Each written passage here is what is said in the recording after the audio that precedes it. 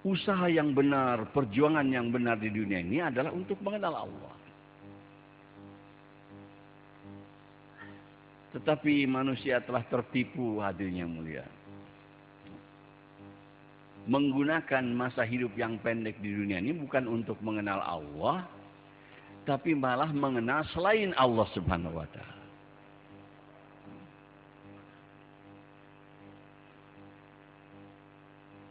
Umat Islam yang sudah diberitahu oleh Nabi, di Quran diberitahu bahwa tugas kita ini mengenal Allah dan mengajak manusia untuk mengenal Allah, tertipu juga, hadirin yang mulia.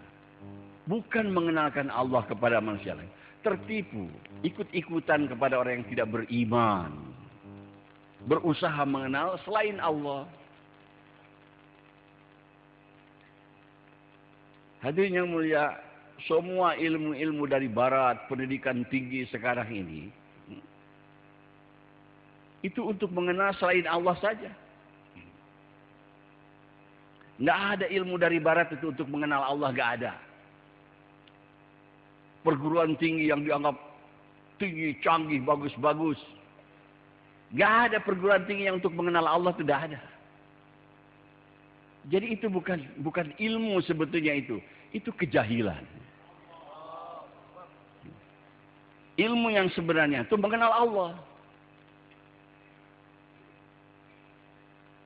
Kalau orang sudah kenal dengan Allah, tandanya dia akan takut kepada Allah. Kalau orang ada ilmu, yaitu ilmu mengenal Allah, dia akan takut kepada Allah SWT. Jadi ukuran ilmu menurut Allah itu sampai menyebabkan datangnya takut kita kepada Allah. Innama yakhshallaha min ibadihil ulama. Sesungguhnya yang takut kepada Allah hanyalah mereka-mereka dari kalangan orang yang berilmu. Jadi ilmu yang sebenarnya itu bisa menyebabkan kita takut kepada Allah. Kalau kita nuntut ilmu bertahun-tahun di university S1, S2, S3, tidak takut kepada Allah, bukan ilmu itu, hadirin.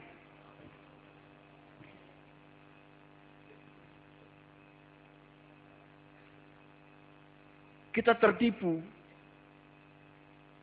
Seharusnya kita memberitahu kepada seluruh manusia supaya manusia mengenal Allah.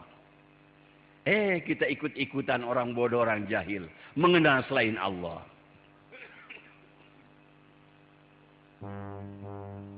Sekarang ada orang ahli dalam bidang air, mengenal apa itu air. Ada ahli dalam bidang tanah, mengenal itu tanah. Ada orang yang ahli dalam bidang besi, mengenal besi. Sampai ke atom-atom yang kecil dikenal, hadirnya. Orang mengenal kuman, mengenal virus, mengenal bakteri. Tapi kepada Allah tidak kenal. Ini kejahilan.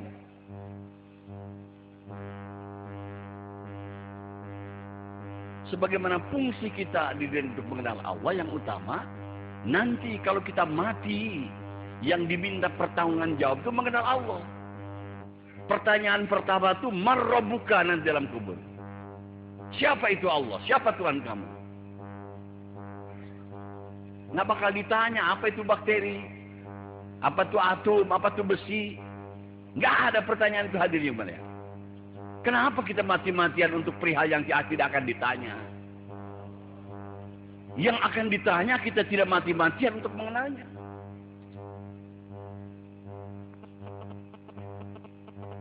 Mengaku pintar, maju, padahal bodoh.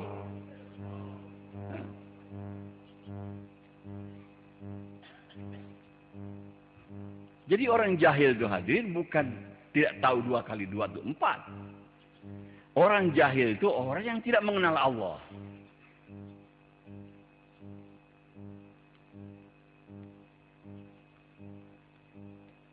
Kita harus pikir, usaha, berjuang terus bagaimana supaya kita mengenal Allah. Dan untuk mengenal Allah ini hanya dengan dakwah. Hanya dengan dakwah.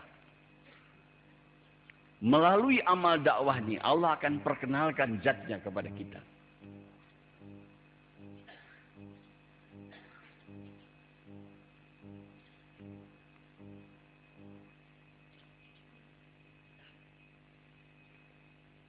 Ada orang mengatakan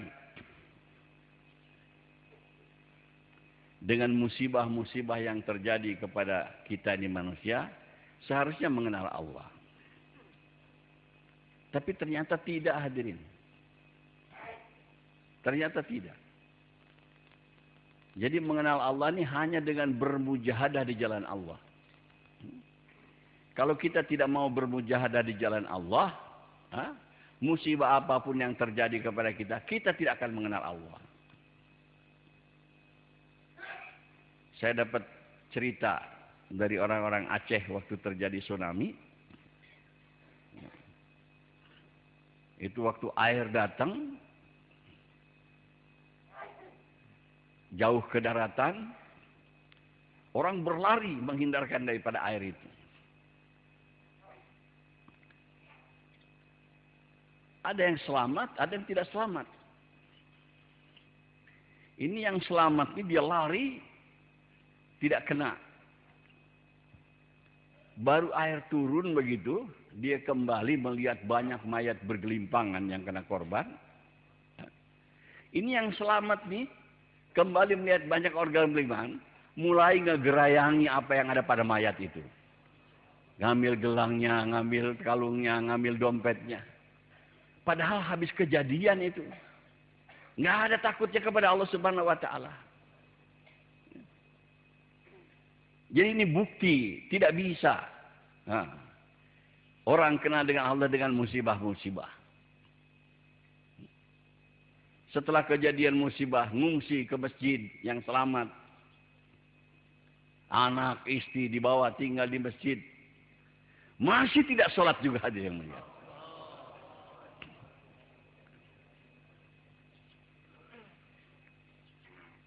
Inilah akibat daripada dakwah ditinggalkan. Kita datang ke tempat-tempat begitu menjalankan dakwah.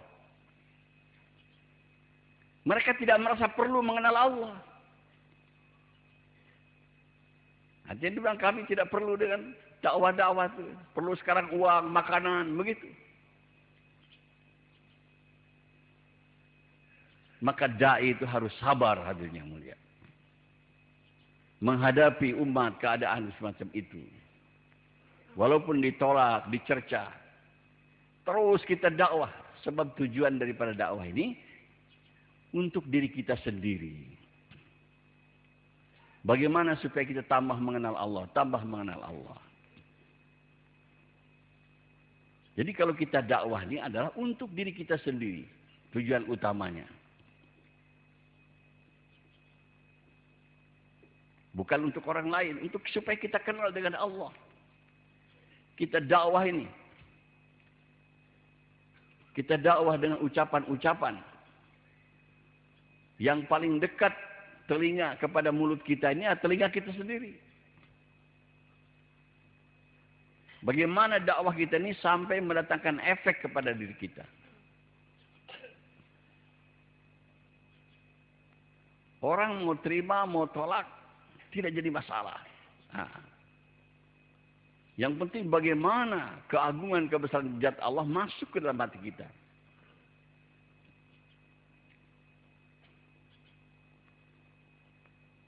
Jadi jangan kita niatkan dakwah ini untuk memperbaiki orang. Niatkan untuk memperbaiki diri.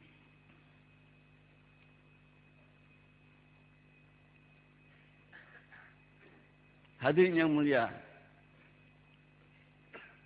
kita tidak sadar artinya bahwa sekarang dunia ini dilanda oleh kejahilan.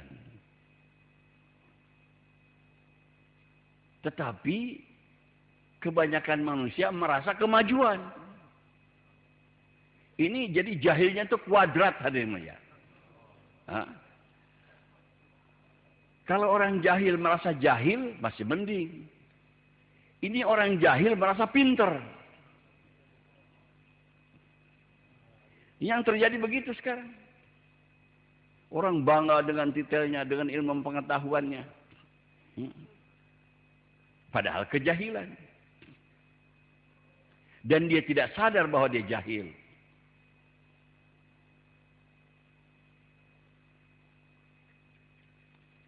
Hadirin yang mulia, Kita hidup di dunia singkat. Yang utama tadi kita bagaimana untuk mengenal Allah. Jadi hanya dengan usaha dakwah, berkorban mujahadah. Kita orang-orang Islam juga tidak paham. Ada yang mengatakan dari rukun Islam ini yang 5, ucapan syahadat, sholat, puasa, zakat, haji. Katanya yang paling ringan, yang paling mudah itu mengucapkan 2 kalimat syahadat. Sholat berat, tiap hari harus 5 kali. Puasa berat, 1 bulan sebulan yang fardu. Bayar zakat, naik haji, berat-berat semua.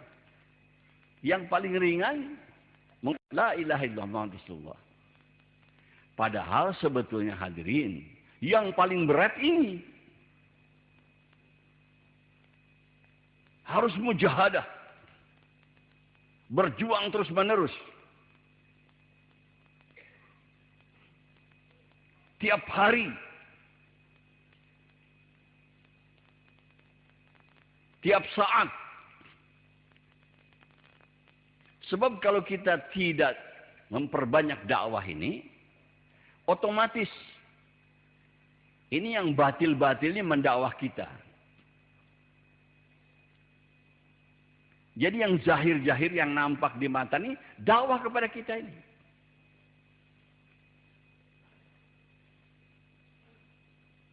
Kita dari kecil sudah melihat kenyataan yang zahir-zahir ini. Kalau kita memiliki uang, kita bisa membeli apa yang kita perlukan. Dari makanan, dari minuman, dari pakaian, dan sebagainya. Sehingga kita merasa bahwa datangnya benda-benda yang kita perlukan itu dari uang. Padahal yang sebetulnya setiap makanan yang kita makan, minuman yang kita minum, pakaian yang kita pakai, ini semua dari Allah. Hah? Kalau tidak didakwahkan, kita tidak tahu. Kenapa orang kalau untuk cari uang semangat? Nggak usah ditaskil. Kelihatan kenyataan begitu. Allah itu gaib. Jadi kalau kita tidak dakwahkan, kalah kita. Diserang oleh oleh yang jahir-jahir ini. Di samping itu, setan, iblis mendakwah kita. Setiap saat dan keadaan. Terus-terusan dakwah. Sehingga kebanyakan manusia ini masuk neraka, hasil dakwahnya setan dan iblisnya.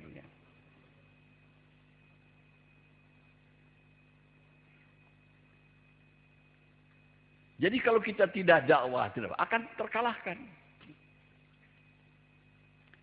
Sebab yang zahir-zahir yang nampak-nampak ini, kelihatan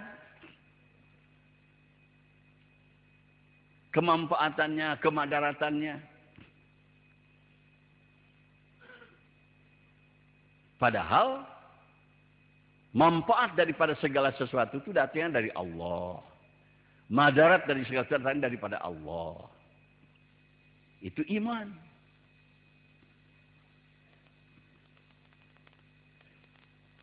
Jadi otomatis kalau kita stop dakwah, dengan sendirinya kita akan terdakwah.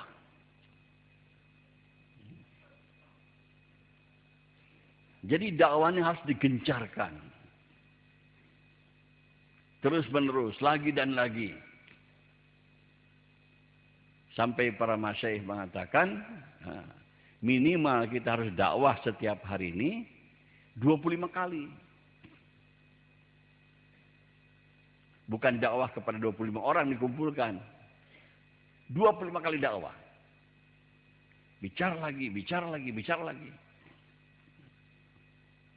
Dengan niat untuk memperbaiki diri kita. Mendatangkan iman kepada diri kita. Bagaimana sampai datang kita takut kepada Allah. Hadirin, ini iman atau mengenal Allah ini luar biasa. Kalau sudah masuk hakikat kalimat la ilaha illallah kepada hati kita ini, akan berubah keadaan kita ini. Buktinya ada kalimat la ilaha di hati kita ini akan terpancar dalam amal-amal kita.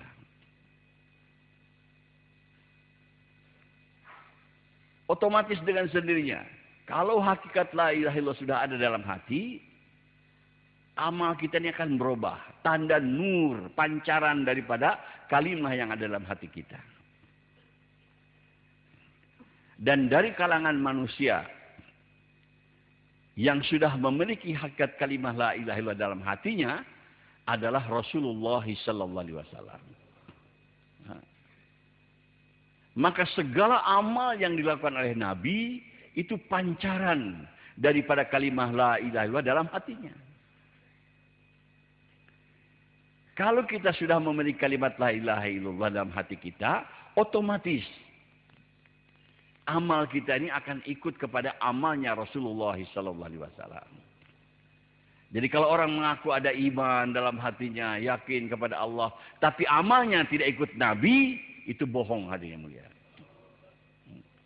Bukti daripada la ilaha illallah ada dalam hati itu, amalnya ikut kepada amalnya Rasulullah SAW. Maka kalimah la ilaha illallah Muhammad Rasulullah ini tidak bisa dipisahkan. La ilaha illallah ada dalam hati, Muhammad Rasulullah ada dalam amalan kita. Hidup kita ini kombinasi antara ruh dan jasad.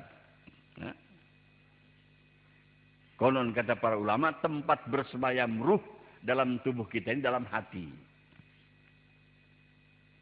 Nah, orang yang dalam hatinya ada kalimah la ilaha illallah, maka pasti amalnya ini akan ikut kepada amalnya Rasulullah SAW. Jadi kita boleh cek, boleh ukur sejauh mana itu kalimah la ilaha dalam hati kita. Lihat praktek amalnya, sejauh mana kita ikut kepada amal-amal Rasulullah SAW. Kepada pemikiran Rasulullah SAW.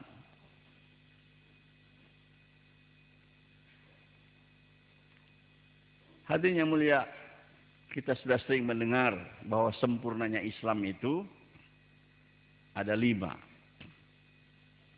Yang pertama iman, yaitu mengenal Allah. Ada hakikat kalimah la ilaha dalam hati kita.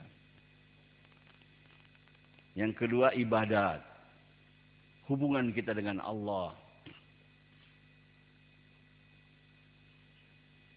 Yang ketiga muamalat, hubungan kita sesama manusia.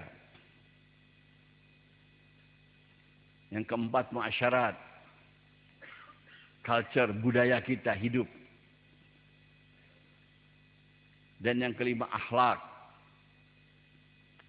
Tapi ini semua hadirin, ibadat kita akan jadi baik, muamalat jadi baik, muasyarat jadi baik, akhlak jadi baik, tergantung kepada iman yang ada di dada kita ini. Sejauh mana iman ada dalam hati, sejauh itu kita ibadah akan bagus, muamalat akan bagus, muasyarat akan bagus, akhlak akan bagus. Maka Nabi pertama-tama mengajarkan iman. Iman sudah masuk, maka dengan sendirinya ibadat menjadi baik. Lain-lain jadi baik.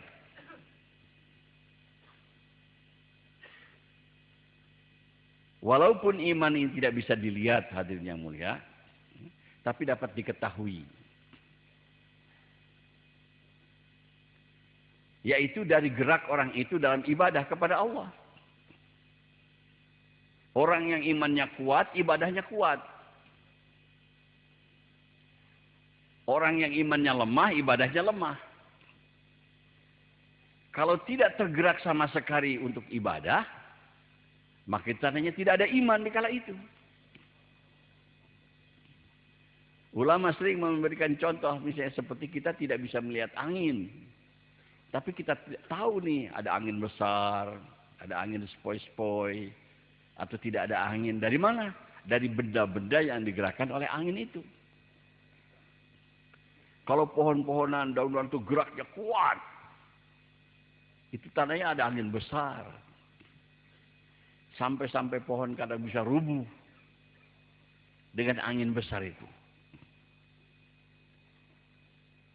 Tapi kalau hanya menggerakkan daun-daunnya saja,